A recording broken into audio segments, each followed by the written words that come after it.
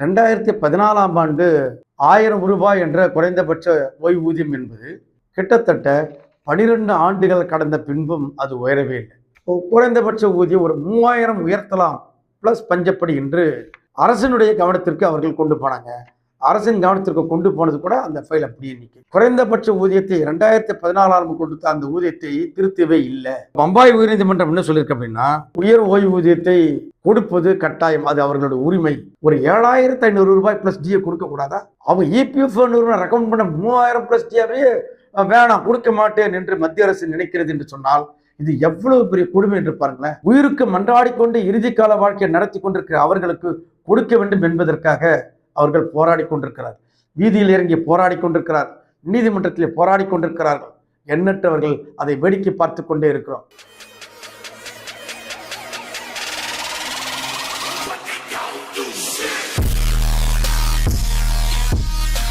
அனைவருக்கும் வணக்கம். நான் உங்கள் டி.ஜே. சங்கர். நாம் தொடர்ந்து பல்வேறு பதிவுகளை போட்டுட்டு வரோம். 10 நாட்களுக்கு ஒரு சின்ன இடைவெளி, மீண்டும் பதிவுகள் தொடர்கிறது.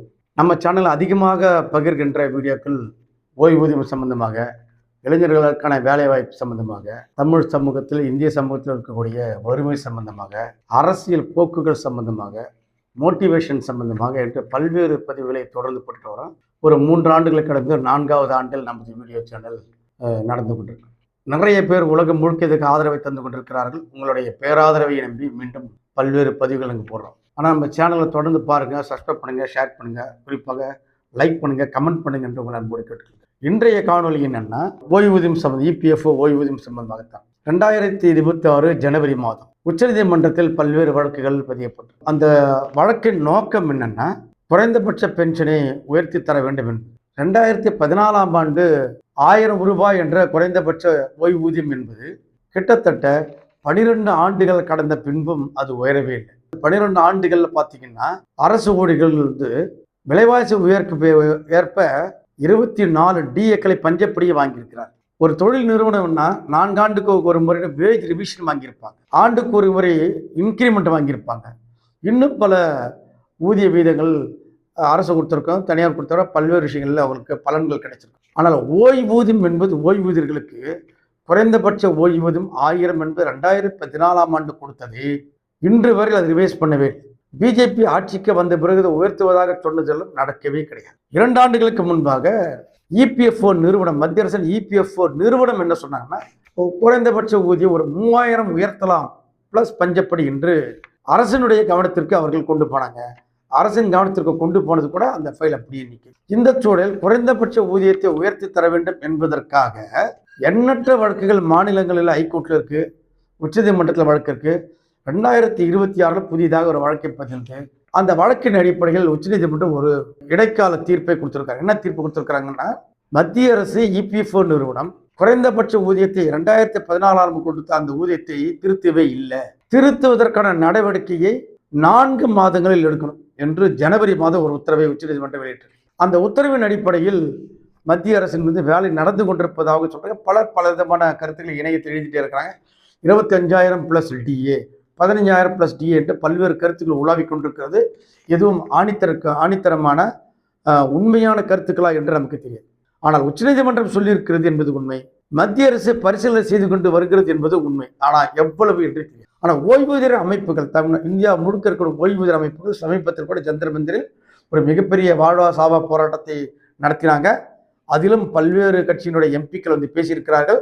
அந்த வீடியோவை நம்ம பகிர்ந்தா, அதுவும் ஒரு 20,000க்கு மேற்பட்ட நம்ம சேனல் பார்த்தவங்க நிறைய பேர் பார்த்துருக்காங்க, லைக் பண்ணியிருக்காங்க வச்சுங்களேன். அப்போ இந்த குறைந்தபட்ச ஓய்வூதியத்தை உயர்த்துவதற்கான நடவடிக்கை எடுக்க வேண்டும் என்று தொடர்ந்து ஓய்வூதியர்கள் சங்கம் போராடி வரும். ஓய்வூதிய சங்கம் அகில இந்தியாவில் ஒரு சம்மேளனத்தை ஃபெடரேஷன் அமைத்து அந்த ஃபெடரேஷன் மூலமாக தொடர்ந்து போராடி கொண்டே இருக்கிறார். அந்த வகையில் உச்சநீதிமன்றம் கொடுத்த அந்த இடைக்கால உத்தரவின் அடிப்படையில் 4 மாதங்களுக்குள் மத்திய அரசு நடவடிக்கை எடுக்க வேண்டும் என்று சொன்னது ஒரு ஆறுதலான இடைக்கால தீர்ப்பாக பார்க்க வேண்டியிருக்கிறது. என்ன செய்யறாங்கன்றதை பார்ப்போம். அதே போல உயர் ஓய்வூதிய உரிமைகள் சம்பந்தமாக பம்பாய் உயர்நீதிமன்றத்தில் ஒரு வழக்கு, அங்கே சில நிறுவனங்கள் என்ன பண்ணாங்கன்னா உயர் ஓய்வூதியம் வந்து கொடுக்க முடியாது என்று சில நிறுவனங்கள் சொல்லியிருக்கிறாங்க. அது மட்டுமல்ல, அது சம்பந்தமாக அவர்கள் சில வழக்கு மனுக்களை தாக்கல் செய்திருக்கிறார்கள். அப்ப பம்பாய் உயர்நீதிமன்றம் என்ன சொல்லியிருக்கு அப்படின்னா, உயர் ஓய்வூதியத்தை கொடுப்பது கட்டாயம், அது அவர்களுடைய உரிமை, அதை நீங்க கொடுக்க முடியாதுன்னு சொல்ல முடியாது. ஏன்னா உயர் ஓய்வூதியத்துக்கு தகுந்த மாதிரி ஒரு 15,000 சீலிங் இருக்கிற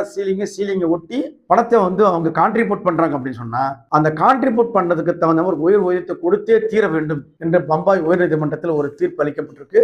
பம்பாய், மகாராஷ்டிரால, பஞ்சாப்ல, தமிழ்நாட்டில், கேரளா, பல்வேறு மாநிலங்களில் ஓய்வூதிய சங்கங்கள் எண்ணற்ற வழக்குகளை பதிவு செய்துகிட்டே வராங்க. அவர்கள் சங்கமாக இணைந்திருக்கிறார்கள். ஒரு சின்ன எண்ணிக்கையில் தான் சங்கமாக இணையாதவர்கள் பல லட்சம் பேர் இருக்காங்க. அந்த பல லட்சம் பேர் சங்கமாக இணைந்தால் எப்படி இருக்கு பார்த்து, சங்கமாக இணைந்து அவர்களோடு இணைந்து நீதிமன்ற போராட்டம், கள போராட்டம் என்ற எண்ணற்ற போராட்டங்களை செய்தால் அது எவ்வளவு பெரிய வெளிச்சத்திற்கு வரும், அரசின் கவனத்திற்கு போகும், மக்கள் மன்றத்துக்கு வருகின்ற பொழுது அந்த கோரிக்கை வலுவடையும்.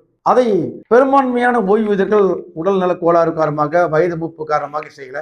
ஆனால் உடல் ஆரோக்கியமாக இருக்கின்றவர் செய்யலாம்ல, உட்கார்ந்த இடத்துல வீட்டில் இருந்து கொண்டே ஆதரவை தெரிவிக்கலாம்ல, தெரிவிக்க வேண்டும். இந்த ஒண்ணு. இதை ஒட்டிட்டோம்னா பின்தேதியிட்டு, அதாவது ட்ரஸ்ட் அமைத்தவர்களுக்கு ஓய்வூதியம் கொடுக்கணும், உயர் ஓய்வூதியம் கொடுக்கணும் என்ற விஷயங்கள் என்பது EPF நிறுவனம் மறுத்திருக்கு. தமிழகத்தில் கூட அது தொடர்பான வழக்கு இருக்கு, பல்வேறு மாநிலங்களிலும் வழக்கு இருக்கு, உச்சநீதிமன்றத்தில் வழக்கு இருக்கு. அப்ப அந்த ட்ரஸ்ட் என்பது பின்தேதியிட்டு, அதாவது ரெட்ராஸ்பெக்டிவ் எஃபெக்ட்ல நிர்வாகம் கொடுக்க இயலாது என்று சொல்ல முடியாது என்று ஒரு உயர்நீதிமன்ற தீர்ப்பை வழங்கியிருக்கிறார். ஒட்டுமொத்தமாக EPF நிறுவனம் என்பது ஒரு மத்திய அரசு நிறுவனம், ஓய்வூதியர்களுக்காக அமைக்கப்பட்ட ஒரு நிறுவனம், கிட்டத்தட்ட 78 லட்சம் கோடிகள் ரூபாயை கொண்டிருக்கக்கூடிய ஒரு நிறுவனம். அந்த நிறுவனத்திலிருந்து மட்டுமே குறைந்தபட்சமாக 20,000 கோடிகள் ஆண்டுக்கு வட்டி மட்டுமே வருவதாக EPF நிறுவனம் சொல்லுது.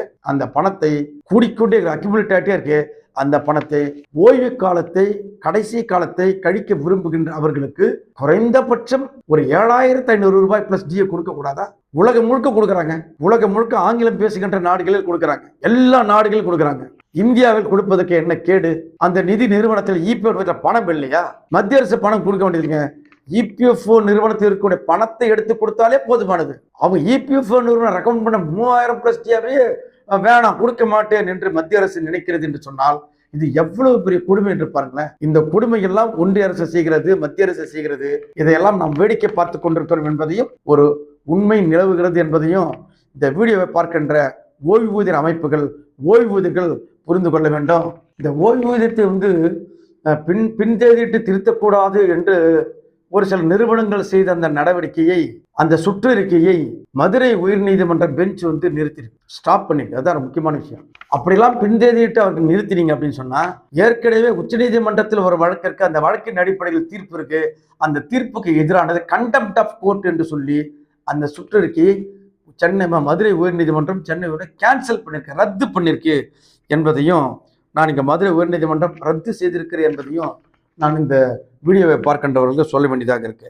அதே மாதிரி கேரள உயர்நீதிமன்றத்தில் ஓய்வூதியர் சம்பந்தமான விஷயங்கள்ல நீங்க வந்து ப்ரொபோசேட்டா கொடுங்க என்று பல்வேறு மனுக்கள் தாக்கல் செய்யப்பட்டிருக்கு. கேரளத்தில் ஓய்வூதியர்கள் அமைப்புகள் மிக வலுவாக இருக்கிறார்கள். அவர்கள் எண்ணற்ற மனுக்களை தாக்கல் செய்து கொண்டே இருக்கிறார்கள். மகாராஷ்டிரா தாக்கல் செய்து கொண்டே இருக்கிறார்கள். தெலுங்கானா மாநிலங்கள் உட்பட, மேற்கு வங்கம் உட்பட அங்க நிறைய மனுக்கள் தாக்கல் செய்து கொண்டே இருக்கிறார். எதற்கு? குறைந்தபட்ச ஓய்வூதியத்தை உயர்த்த வேண்டும் என்பதற்காக. உயர் ஓய்வூதியம் கொடுப்பதற்கான ட்ரஸ்ட் என்ற விஷயங்கள் ஏற்கனவே EPF நிராகரித்த அந்த விஷயங்களை எல்லாம் உயர் ஓய்வூதியத்தை கொடுக்க வேண்டும் என்பதற்காக, இனிவரும் ஓய்வூதியர்களும் அந்த பலனை நீட்டிக்க வேண்டும் என்பதற்காக EPF நிறுவனத்தில் மலை போல் குவிந்திருக்கக்கூடிய அந்த ஓய்வூதியத்தை பகிர்ந்து உயிருக்கு மன்றாடிக்கொண்டு இறுதி கால வாழ்க்கையை நடத்தி கொண்டிருக்கிற அவர்களுக்கு கொடுக்க வேண்டும் என்பதற்காக அவர்கள் போராடி கொண்டிருக்கிறார். வீதியில் இறங்கி போராடி கொண்டிருக்கிறார், நீதிமன்றத்திலே போராடி கொண்டிருக்கிறார்கள். எண்ணற்றவர்கள் அதை வேடிக்கை பார்த்து கொண்டே இருக்கிறோம். அன்பான தோழர்களே, நண்பர்களே, ஓய்வூதிய சங்கங்களில் இருக்கக்கூடிய உறுப்பினர்களே, உங்களுக்கெல்லாம் ஒரு வேண்டுகோள். இந்த வீடியோவின் மூலமாக நிறைய செய்திகள் வந்து கொண்டே இருக்கிறது. கடும் குளிரிலும் டெல்லியிலே போராட்டம் நடத்துறாங்க. கோடை வெயிலும் டெல்லியிலே ஜந்தர் மந்திர போராட்டம் நடத்தி கொண்டிருக்கிறார்கள். போராட்டம் நடத்துகின்ற அவர்களுக்கு ஆதரவாக நேரில் செல்வதும், மாநிலத்துக்குள்ளேயே நடக்கக்கூடிய போராட்டங்கள் நீங்கள் கலந்து கொள்வதும் கட்டாயம் அவசியம் என்பதை இந்த வீடியோவின் மூலமாக உணர்த்துகின்றோம். நீங்கள் அவர்களுக்கு பக்கபலமாக இருக்க வேண்டும் என்று உங்களை கேட்டுக்கொண்டு மீண்டும் வேறொரு காணொளியில் சந்திப்போம். Until then bye. நான் உங்கள் TJ சங்கர்.